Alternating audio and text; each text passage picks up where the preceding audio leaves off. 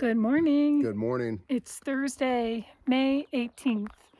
10 days ago, we were hiking through the desert and there was wind and a lot of dust, and we were camping down there. And during the night, we woke up and there was like a thin layer of fine dust all over. That gave me a case of kind of bronchitis or mild asthma that I haven't had in about 30 years. So when we got to Wrightwood, we went into town and found a doctor and got some meds for it. Had to lay up a few days, and I'm feeling better now. But it took us off the trail for 4 or 5 days. We're at this point in the journey where, again, we're faced with decisions about going into the mountains and dealing with ice and snow. So I think it's this one ahead, I'll show you, that we've decided to bypass. And Jim, what's the bypass? We're taking a bypass on Route 2. It's a highway that goes through the mountains. Part of it is still closed because of snow, so it's safe for us to walk on to detour around these mountains. But the mountains up here still have a lot of snow, and we don't have an appetite to do that. The snow that we did go through on the way to Wrightwood and getting down to Wrightwood gave us some concern because the snow gets into slushy mashed potato thing that you can't trust to put your weight on. And we had to use ice axes and micro spikes to get down to Wrightwood on a side trail. And it was a pain, and it really slows you down. And part of it is, especially in the mountains, the steep slopes, it can be dangerous. If you lose your footing, you could slide down and get injured.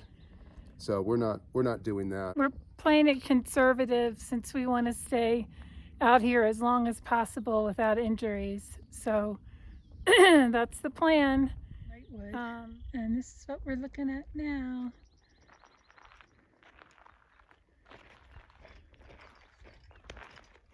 Beautiful morning, probably high 60s, sunny. Not supposed to get too warm today. I don't think much above 70. The birds are singing.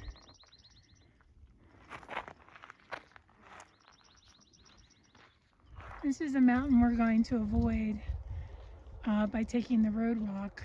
This is Mount Baden-Powell. We're not going to do it. So maybe another time. So we made it down to Vincent Gap. I guess in the season this is like a day use area with some pit toilet and trash dispensers. And so we're going to continue on this road for I think 12 or so miles. But if we were to not take the alternate and stay on, then the trail would continue on. Mount Baden-Powell is 4.5 miles away, and so the trail would be to the right up there. So, okay.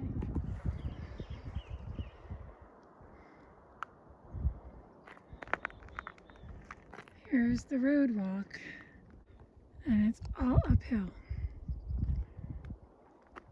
so far. But a lot of damage, as you can see. Still a lot of snow too.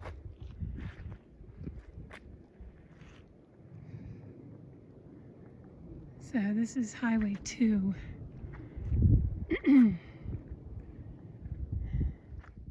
So more challenges. This is the road full of rubble. Jim's making a way through, and I will follow.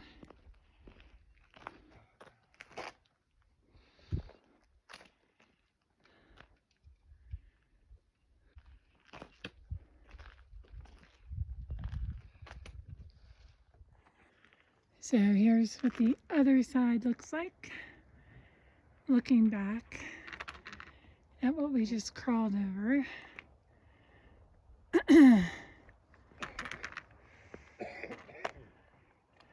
So I think we're at the top of this road walk, 7901, and hopefully the rest of it's gonna even out and then go down. It's been quite a climb on this road that is slightly destroyed, but better than having to go over the sketchy mountain, and I'm definitely not up for. So grateful for this alternate. So we're still in the road walk, and we took a little break here, and this whole side here of the mountain is completely washed out, and you can see the trees are like, they're right, some of them are, they're gonna give way. Like with a good rain, these trees are coming down. I don't know if you can catch that edge. And boy, this road crew is gonna have quite a job ahead. I'm not sure how they're gonna build this up so that it can be safe again. So despite the road walk, there are still incredible views. There's quite a bit of burn in here as well.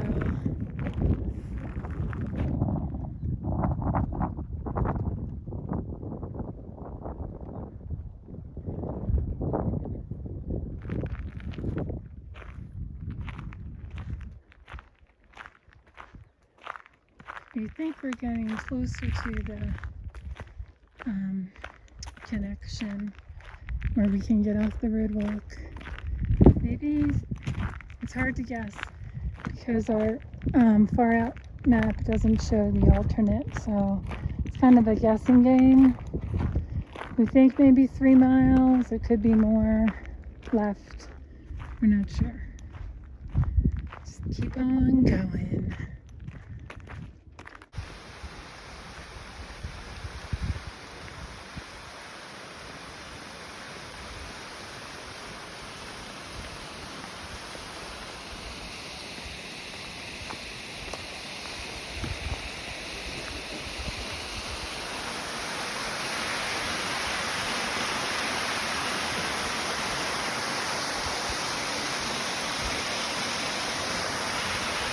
Hello.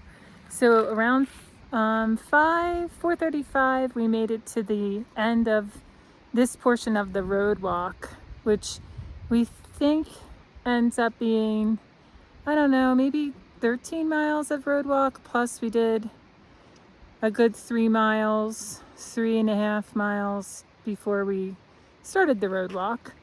So we're happy with that. We are camping at a spot that's close to some water. We're still just right off the road.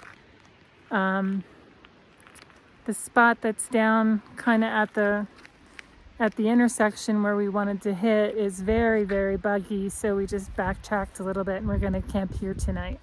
So we set up our tent here, and then you can see the road is right here, but the road is totally closed because it needs a ton of repair, as you saw earlier. And we are making our dinner. So Jim, what are you making? I'm making Knorr chicken fettuccine. And are you going to put anything in I'm that? going to put Spam in it. Okay. And I have my meals ready. I'm trying this tandoori chicken. No, tandoori rice. And I packed out some spinach because I've discovered that you can pack out things like spinach and kale. They'll last for a few days. So I'm going to have that. And it's always challenging if after you've been off trail, even if it's like just for a day. But in our case, we were off trail for 4 days. And it's definitely hard to get back in the groove after 4 days of being off trail. How do you feel we did today, Jim? I thought we did really great considering we were off For 4 days. 4 days. Yeah. I'm back because there's one other culinary thing that I wanted to mention. So this resupply, I'm trying overnight oats, and that's a pretty popular thing that people are doing at home, preparing their oats and then putting them in the fridge to soak overnight. And I'm going to do it on trail. I've had a bunch of people say that it works really well. So yes, I mixed up my oats along with some dried fruit and some carnation, like instant breakfast, and water and coconut. And then I'm going to let that soak in and have that in the morning. So we'll see how that goes this time.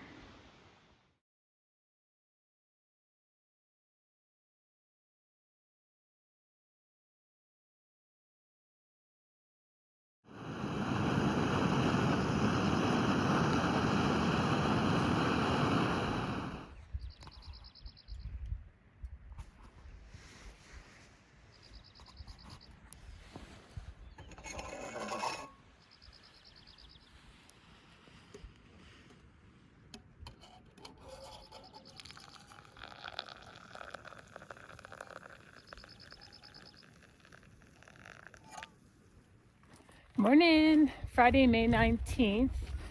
And we woke up and looked at the map. And because we're going to have to get off trail again and road walk due to the endangered species issue for the frogs, we just start continuing the road walk and avoiding another mountain pass that might have snow on it. So as we're walking down this road, I think we're going to go through a tunnel, and it's coming up.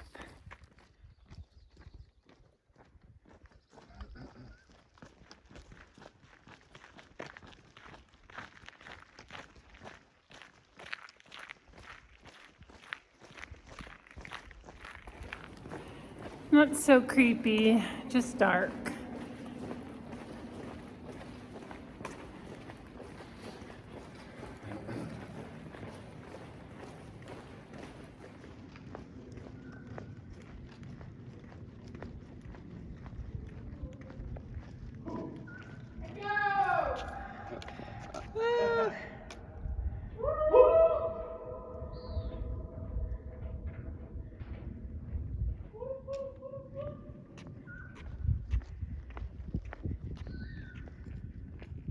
You hear that birdie? He's singing.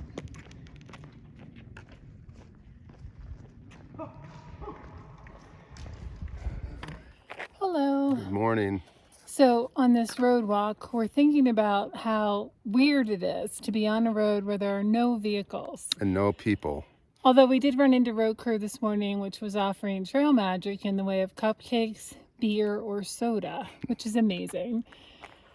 We had a soda and shared a cupcake. So it's so sort of eerie that it reminds us of the book and the movie The Road. The Road. Yeah. The Road, yes. What, McCarthy, I think? Yeah. Yeah. So we should be pushing a shopping cart here with our stuff in it. It's so spooky dooky. All right, more later. Okay, so road walk is officially complete, and we are getting back on the PCT. Yahoo! So this is poodle dog bush, and it likes to grow in burn zones, and it's poisonous, and you do not want to touch it or have anything on you touch it, because you're gonna be uncomfortable for quite a while, itching with rash Yeah, it's all over the place here in this burn zone.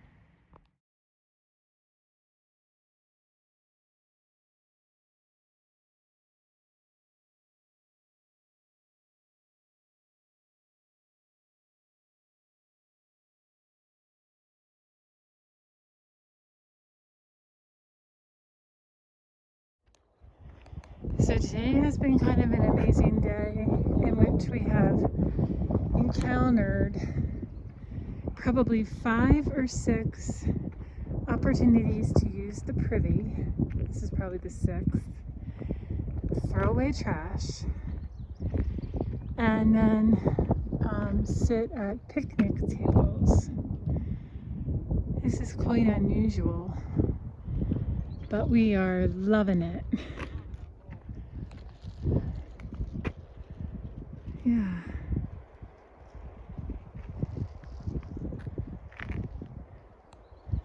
Apparently Jim says that thru hikers call that brown blazing when you're noticing all the opportunities to use the facilities. Luckily, I've only used it once today, so that's good. It's nice to have the option.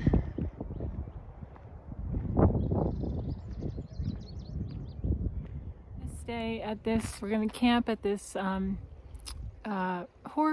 it's a horse equestrian camp, and it's practically on the trail.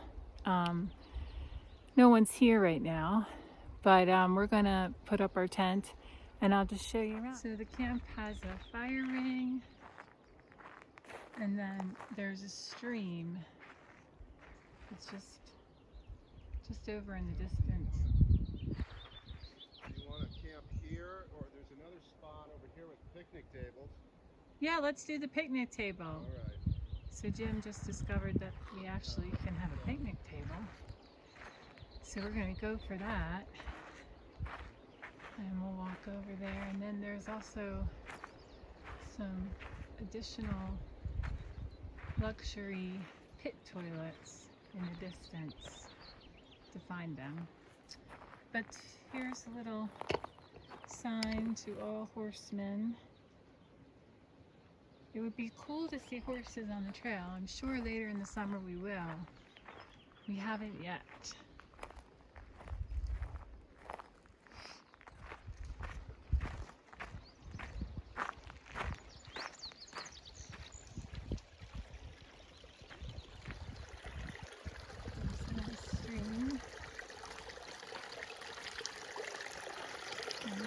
Today has been the day of water.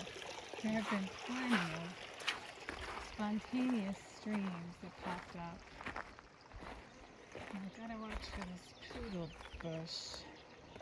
So I think it might be around. The other thing about poodle dog bush is that it smells like marijuana. So you can usually smell it before you actually see it.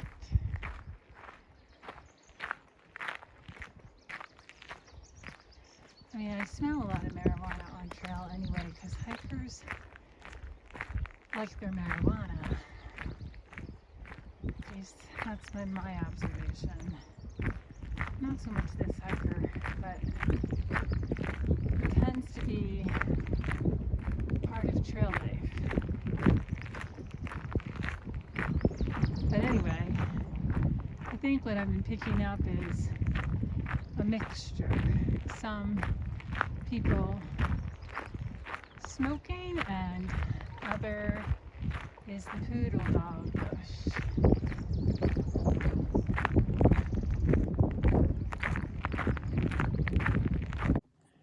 Good morning. So it's the 20th of May, and I'm just giving you a little view. We're at the top of a climb that we've been doing. It's Saturday, and we started maybe 7:30, and it's a little after 11. So we made a bad mistake this morning, and we'll tell you all about it. Let me just show you the rest of this beautiful look out here. So it's so amazing how you go into like the pines, and then you're back in the desert. And you always have this magnificent vista out here. It's amazing. Okay. So I'm still feeling a little bronchitis, but I'm getting better, and He still sounds like Barry White. I do. So, but thankfully I've got some drugs from a doctor back in Hesperia, Wrightwood area that have helped tremendously. So I was a little worried I would get pneumonia, but that's not happening. Just taking a while to shake it. And so our mistake this morning was not chugging water before we left. We kind of drank coffee and we're eager to get on the trail, and that's always a mistake, especially on a warm day, because Shelley was starting to feel a little heat strokey and nauseous. So luckily we got to a stream, got hydrated, and got some electrolytes in us. So it's amazing. Like, so I was feeling like weak, sweaty, nauseous, dizzy. And then when we stopped, we chugged about a liter of electrolytes each. And it's like, it's amazing. So we kind of broke rule number 2, which I will get into in detail later.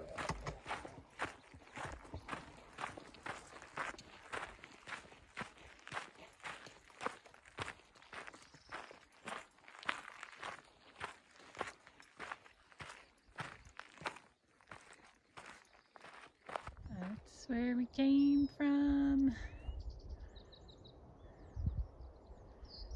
A lot of downs along the stretch. Good bit.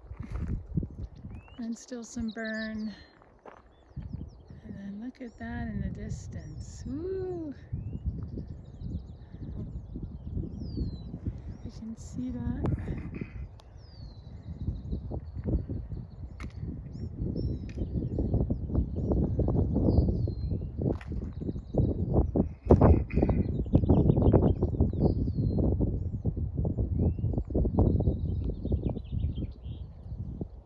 Today's views are unbelievable. Well, every day they are, but everything's just so vibrant in color. Hope you can see this vista out here. Try to zoom in on it. Incredible. See if I can zoom. Yeah. It's something else out here on PCT. It'll kick your ass, but it also gives you all these rewards.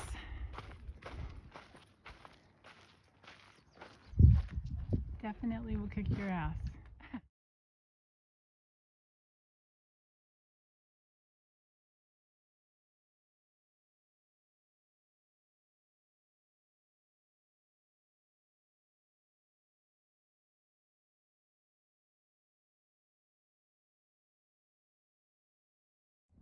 So we've decided that Jim needs to buy new shorts.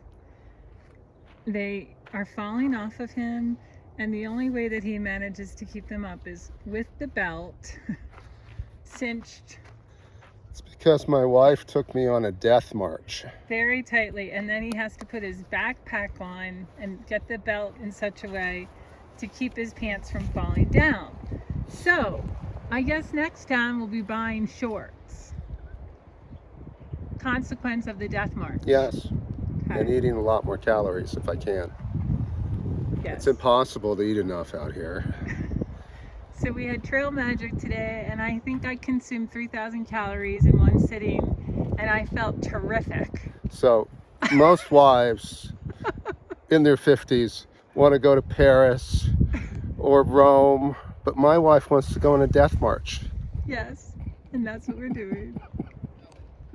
So tell us again who you are. Miguel and Marta. And you are trail angels. Wow. Eminem. So nice to meet you. Nice to meet you too. Yes. Yeah.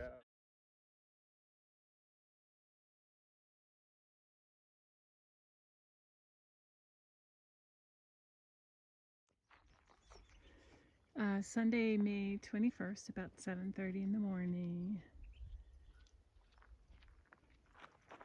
And we are hitting the trail.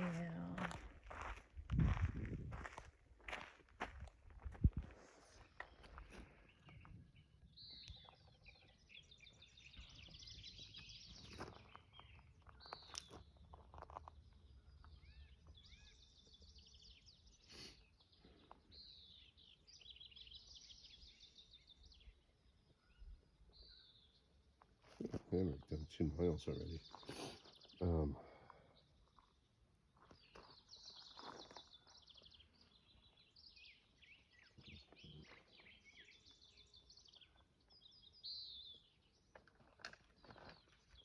May 21st. We're in a real down section, a lot of down trees here.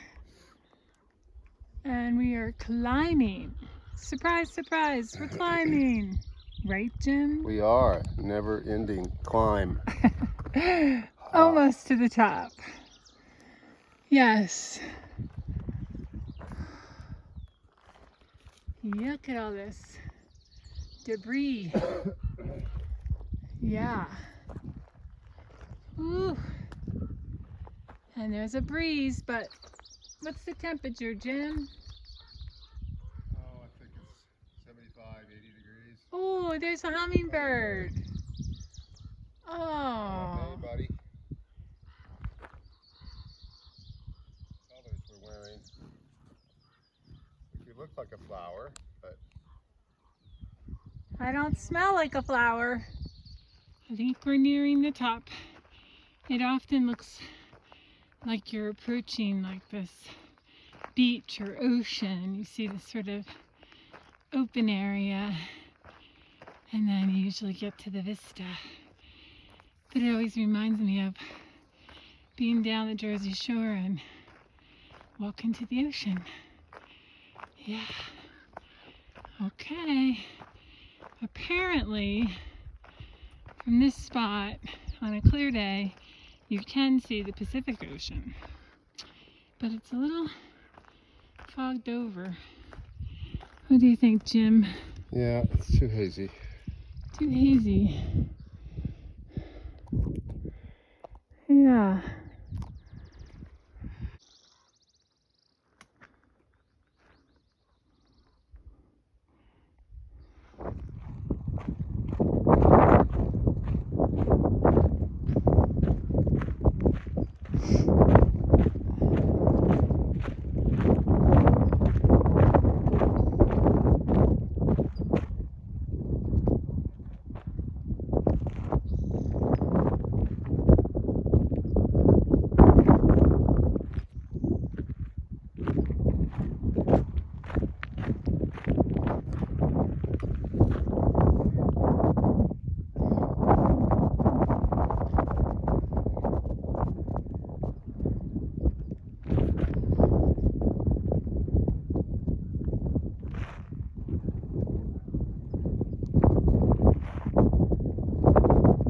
Good morning. It's Monday. Oh, another hummingbird. Yes.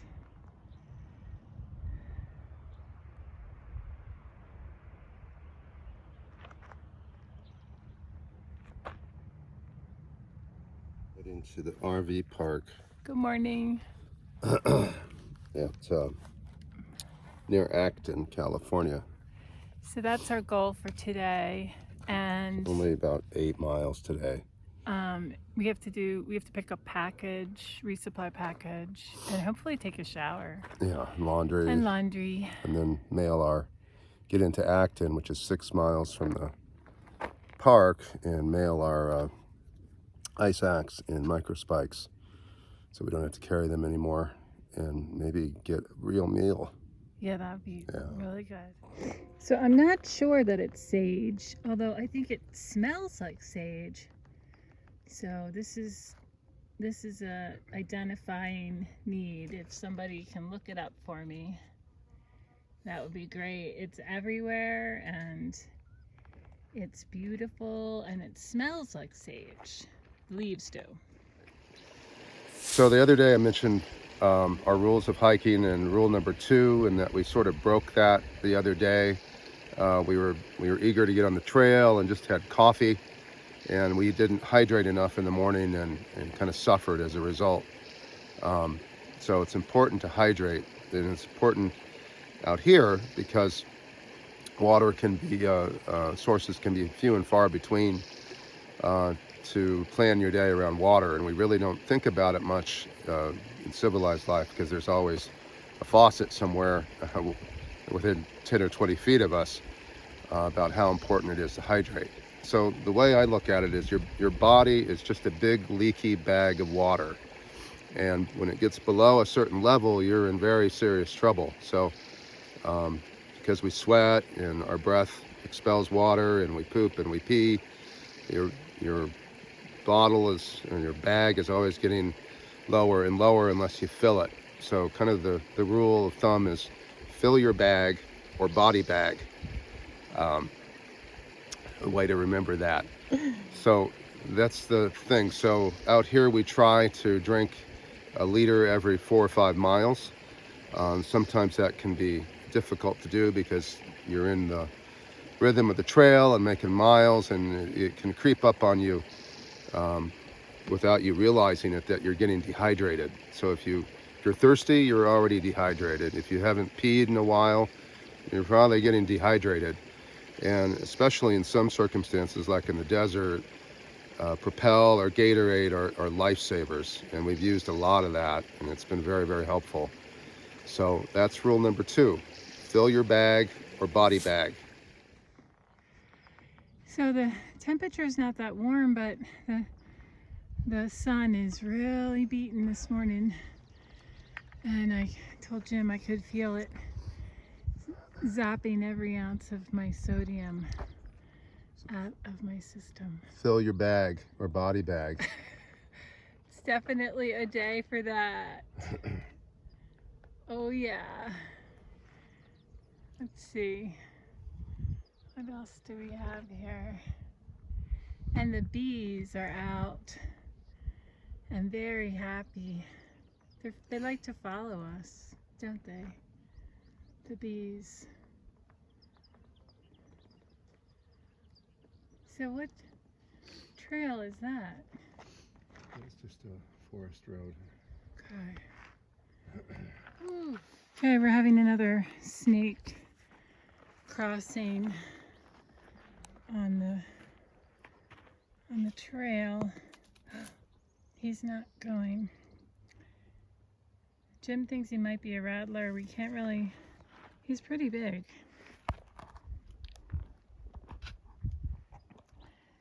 Let's see if he'll move.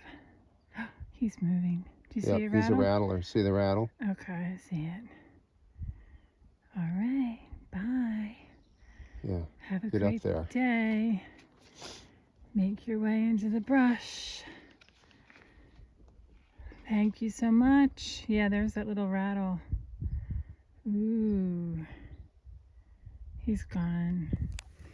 So this is mind-blowing, this contrasting colors, the yellow tall grass, the kind of like wheat. Then this pink, these little pink flowers that are lighting up the hillside. And then the vibrant green. It's like a painter's paradise. It reminds me of how much fun it is to play around with color. And it's so alive. Yeah, it's so beautiful. And then the cactus on the top. Amazing! I think we are in Acton, doing a little road walk. I think that's the RV park down there.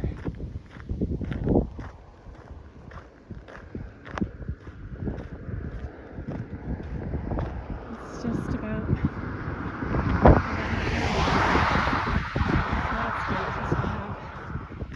the rest of the day in our works.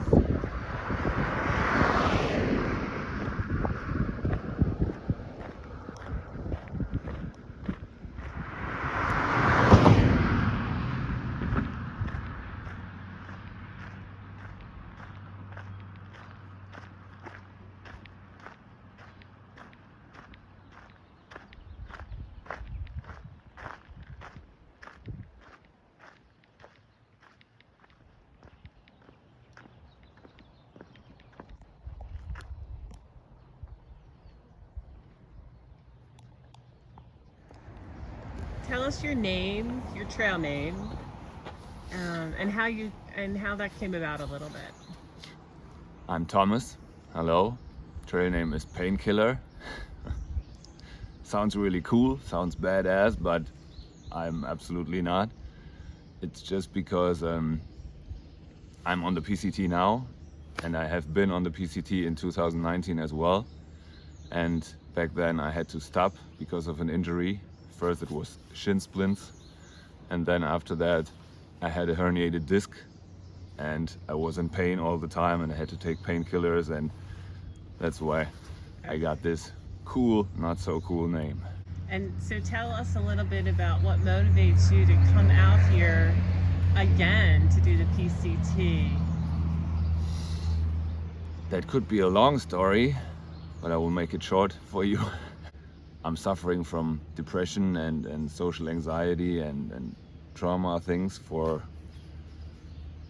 almost 3 decades. It's over 3 decades. It's exactly 33 years now because of something that happened back then.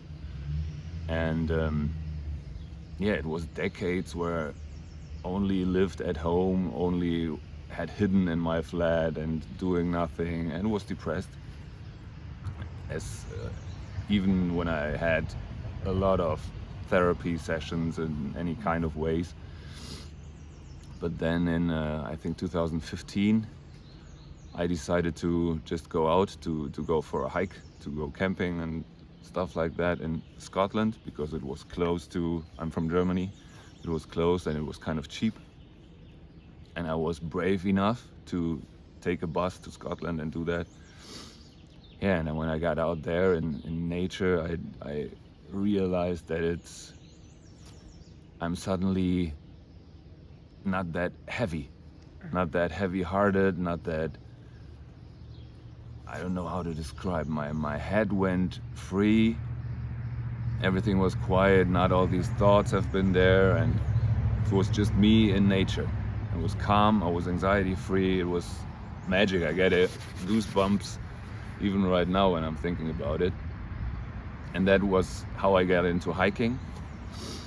And then I started researching stuff and other hikes, and if you do that, someday you get into the Champions League of hiking, and that is trails like the Pacific Crest Trail here or the Appalachian Trail. Yeah. And when I read about that and I saw pictures, it was over for me. I had to do this in my head, but at the same time I was thinking, this is too big, this is too gigantic, I could never do that, I could never achieve that. But in 2019 I tried it, but back happened and I had to stop it, and I was in depression again after that, because I was thinking now the thing that was good for me, hiking, being in nature, wasn't possible even anymore.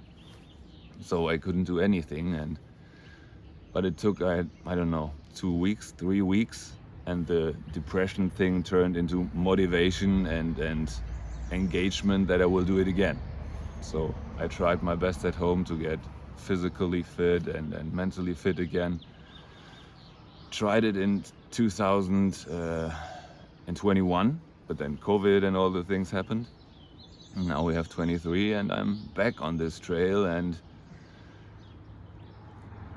I can't tell you how happy I am, how beautiful this is with just being here again. I know the surroundings, I remember the surroundings, but now we are close to that point where I had to stop, and everything is new to me, and this is so exciting. And again, like in 2019, it was just a few days when I started to realize that my family at home told me, and on pictures my eyes were smiling, and the depression was gone. I'm just here feeling free, feeling happy, Awesome. feeling like a hiker. Thank you so much, Painkiller, for sharing your story, because I know a lot of my friends and family will be able to relate to this. Yeah. And it'll be very helpful for them. Thank you so much. Just get them out here. Yes, definitely.